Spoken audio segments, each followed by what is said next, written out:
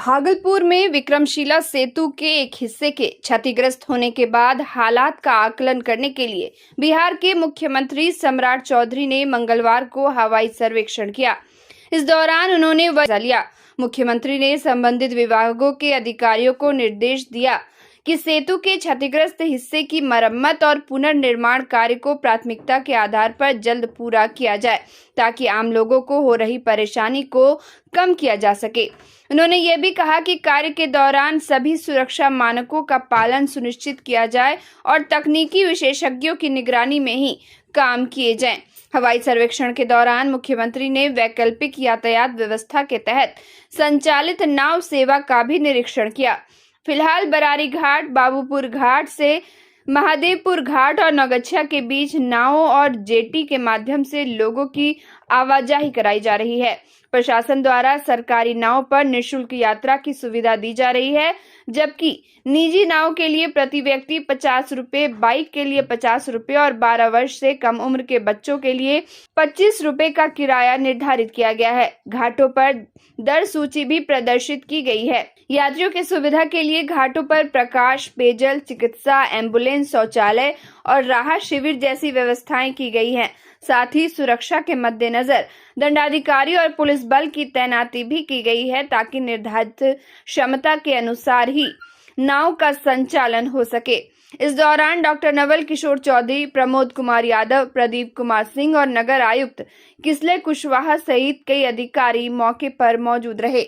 माननीय मुख्यमंत्री महोदय के द्वारा स्वयं एरियल सर्वे किया गया है, जो हमारा जो पुल का जो ब्रिस्ट पार्ट है उसका, और ग्राउंड लेवल पे जो हमारे पुल निर्माण निगम की टीम है, एनएच की टीम है, उसके अलावा बीआरओ जो बॉर्डर रोड ऑर्गेनाइजेशन की टीम है, सभी लोग काम कर रहे हैं। वर्तमान में ये है, पूरी टीम जो है इस बात पे एग्रीड है। उन्हें जस्ट निर्देश की ज़रूरत है कि यदि निर्देश मिलेगा तो वो लोग 1 से 2 दिनों में काम भी स्टार्ट कर सकते हैं, और 1 माह में काम पूरा करने का भी इन लोगों ने एक जस्ट आश्वासन दिया कि हम कर सकते हैं।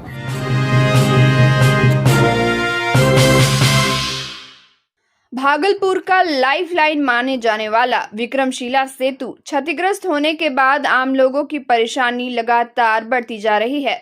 पुल पर आवागमन बंद होने से रोजाना हजारों लोगों को दिक्कतों का सामना करना पड़ रहा है। स्थिति को संभालने के लिए जिला प्रशासन ने वैकल्पिक व्यवस्था के तहत गंगा घाटों से नाव परिचालन शुरू किया है। घाटों पर दंडाधिकारी और पुलिस बल की तैनाती की गई है ताकि सुरक्षा व्यवस्था बनी रहे और यात्रियों को किसी भी प्रकार की परेशानी न हो। नाव चालकों को सख्त निर्देश दिए गए हैं कि वे क्षमता से अधिक यात्रियों को सवार न करें और निर्धारित दर से ही किराया वसूले। हालांकि जमीनी हकीकत इससे अलग नजर आ रही है। नाव के सहारे आवागमन कर रहे लोगों को लंबा इंतजार, भीड़भाड़ और अव्यवस्था का सामना करना पड़ रहा है। कई यात्रियों का कहना है कि नाव की संख्या कम है, जिससे घंटों लाइन में लगना पड़ रहा है। स्थानीय लोगों के अनुसार प्रशासन की पहल सराहनीय जरूर है, लेकिन मौजूदा व्यवस्था उनकी जरूरतों के अनुरूप नहीं है। दैनिक कामकाज, नौकरी और पढ़ाई के लिए आने जाने वाले लोगों को सबसे ज्यादा परेशानी हो रही है। लोगों ने प्रशासन से जल्द स्थायी समाधान निकालने की मांग की है ताकि आवागमन सुचारू हो सके और जनजीवन सामान्य स्थिति में लौट सके। जो उस पार नाव से जा रहे हैं, पुल क्षतिग्रस्त हुआ है, कितनी देर से आप लोग यहाँ बैठे हुए? 2 घंटा से बैठे हुए हैं। कहाँ से चल के आए हैं, कहाँ जाना? हम भागलपुर आ रहे हैं तो पटना से जा रहे हैं, पूर्णिया जा रहे हैं। कितना भाड़ा मांग किया है? भाड़ा 50 रुपया बोल रहा है। नाव को लेकर के कई गाइडलाइंस दिए गए हैं। एक तो सभी नाव रजिस्ट्रेशन के बाद ही चलाया, कोई भी नाव है रजिस्ट्रेशन के बाद चलाया जाएगा। उस पर प्रत्येक जो नाव पे बैठने वाले व्यक्ति का रेट निर्धारित कर दिया कि 50 रुपये से अधिक कोई नहीं लेगा। छोटे बच्चे हैं उनका 12 साल के कम उम्र के बच्चे हैं उनको 25 रुपया है, और जो एडल्ट हैं, जो बड़े हैं, उनसे 12 साल से उम्र से अधिक से हैं उनको 50 रुपया है। गाड़ी में मोटरसाइकिल के लिए 50 रुपया है, साइकिल के लिए उसको 20 रुपया रखा गया है, फिक्स कर दिया गया है, और संचालन क्षमता के हिसाब से ही लोग परिवहन करेंगे।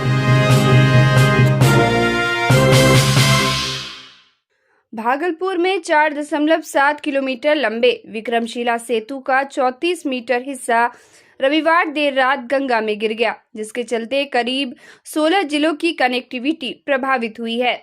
रोजाना करीब 1 लाख लोगों के आवागमन पर असर पड़ा है। ऐसे में लोगों पर अब 2 विकल्प है, नाव या मुंगेर के रास्ते से जा सकते हैं।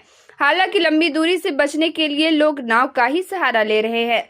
पत्रकार से बातचीत में नवगछिया की छात्रा पूजा और केला कारोबारी मनोहर यादव ने बताया कि मजबूरी का फायदा उठाया जा रहा है, नाव वालों पर ज्यादा किराया वसूल रहे हैं। हालांकि इसकी जानकारी के बाद जिला प्रशासन से नाव से यात्रा के लिए किराया लिस्ट जारी किया है।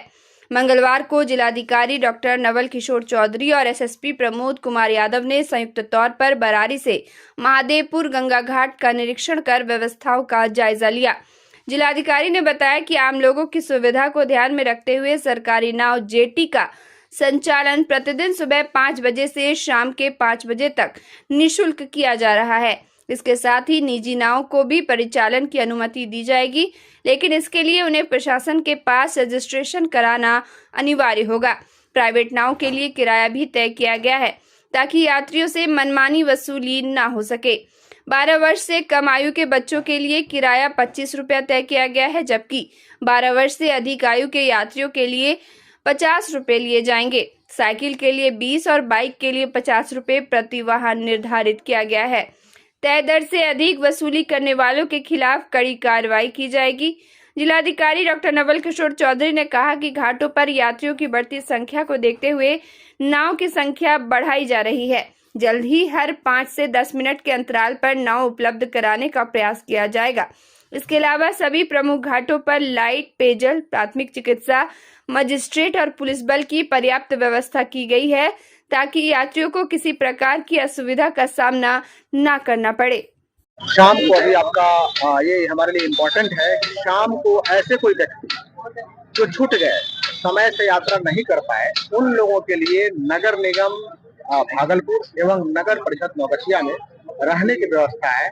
और आपको अवगत करा दें, करीब 45 से 50 की संख्या में कल रात को जो लोग नहीं जा पाए थे नवगछिया, उनको नगर निगम की गाड़ी से हम लोगों ने वहां तक पहुंचाया। वो रात भर वहां रहे, तो रहने में कहीं कोई असुविधा नहीं है। सुरक्षात्मक दृष्टिकोण से जो हमारा आश्रय स्थल है वो तैयार है और हम लोग बना रहे हैं। ठीक इसी प्रकार से नवगछिया में भी नगर निगम में, नगर परिषद नवगछिया में भी इसकी व्यवस्था की गई है। लेकिन मैं आपके माध्यम से आम आवाम से, पूरी भागलपुर की जनता से मैं ये अनुरोध कर रहा हूँ कि शाम में 5 बजे के बाद हम लोग परिचालन को बंद कर रहे हैं। उसका कारण है कि हम चाहते हैं कि शाम होने, सूर्यास्त होने से पहले नदी से लोग बाहर निकल आए और अपने सुरक्षित स्थानों पे पहुंच जाए। स्तर पर देखा जाए तो सुरक्षा को लेकर यहाँ पर एक अस्थायी थाना खोला गया है और थानाध्यक्ष के रूप में इंस्पेक्टर कृष्णनंदन की यहाँ पर नियुक्ति की गई है। साथ में हमारे 4 पदाधिकारी एट ए टाइम यहाँ पर हमेशा रहेंगे और उसके अतिरिक्त जो है 30 से 35 बल जो है कल ही डिप्यूट कर दिया गया है। आज अभी 15 बल और यहाँ पर प्रतिनिधित्व किया गया सिर्फ इस घाट पे, यानी लगभग यहाँ पर 50 बल अतिरिक्त रूप से रखा गया है। अन्य जो घाट है उन सब पे 10-15 जैसे जिसकी क्षमता है उसके अनुसार हमारा बल प्रतिनिधित्व कर दिया गया है। हम लोग लगातार जो यहाँ से आने जाने वाले भी राहगीर हैं, रास्ते में भी उनके लिए जो भी जैसे कहीं जाम नहीं लगे, कोई समस्या नहीं हो, तो बाइक से पेट्रोलिंग अभी निर्धारित कर रहे हैं कि उससे वो लोग चेक करते रहे। तो इस तरीके से भागलपुर पुलिस हर तरीके से चुस्त दुरुस्त है कि जो भी यहाँ पर हमारे यात्री हैं, जो भी लोग आम पब्लिक है, उनको किसी प्रकार। भागलपुर नगर निगम परिसर में स्थायी सफाई कर्मियों और सेवानिवृत्त कर्मचारियों ने अपने लंबित मांगों को लेकर भूख हड़ताल शुरू कर दी है। हड़ताल का आज दूसरा दिन है और कर्मचारियों ने साफ कहा कि मांगे पूरी होने तक आंदोलन जारी रहेगा। नगर सफाई कर्मचारी संघ के अध्यक्ष लड्डू हरी ने बताया कि 7वें वेतनमान का लाभ देने और पिछले 2 वर्षों में कटी राशि के भुगतान की मांग लंबे समय से की जा रही है। इस संबंध में कई बार आवेदन भी दिया गया, लेकिन अब तक कोई ठोस कार्रवाई नहीं हुई। उन्होंने कहा कि मजबूर होकर कर्मचारियों को भूख हड़ताल पर बैठना पड़ा। संघ के सचिव नागेश्वर हरि ने आरोप लगाया कि नगर निगम के एक कर्मचारी द्वारा फाइल आगे बढ़ाने के नाम पर घूस मांगी गई। उनके अनुसार 5,000 की राशि देने के बावजूद उनकी फाइल पिछले 2 साल से लंबित पड़ी है। उन्होंने कहा कि इस मामले से कर्मचारियों में भारी आक्रोश है। हड़ताल में शामिल कर्मचारियों का कहना है कि वे आर्थिक और मानसिक रूप से काफी परेशान हैं। सेवानिवृत्त कर्मियों को भी अपने बकाया भुगतान के लिए लगातार भटकना पड़ रहा है। कर्मचारियों ने प्रशासन से जल्द हस्तक्षेप कर समस्या का समाधान करने की मांग की है। फिलहाल नगर निगम प्रशासन की ओर से इस मामले में कोई आधिकारिक प्रतिक्रिया सामने नहीं आई है। वही हड़ताल लंबी खींचने पर शहर की सफाई व्यवस्था प्रभावित होने की आशंका जताई जा रही है। पूर्व में हम लोगों को जो है सप्तम वेतन का भुगतान किया जा रहा था, उसके बाद जो है 24 जून से इसको बंद कर दिया किसी कारणवश, क्योंकि सभी लोगों का सत्यापन होना था। हम लोग जो है सत्यापन के लिए 28/8/2025 को भेजा गया है।